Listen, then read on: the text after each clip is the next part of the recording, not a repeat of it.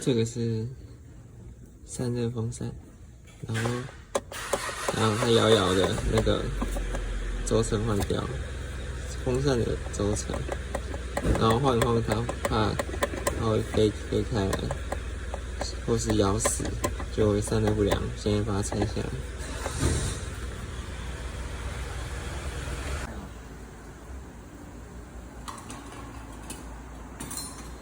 现在他原本觉得2选1是吗？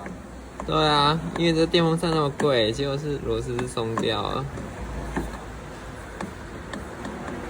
正常是这样。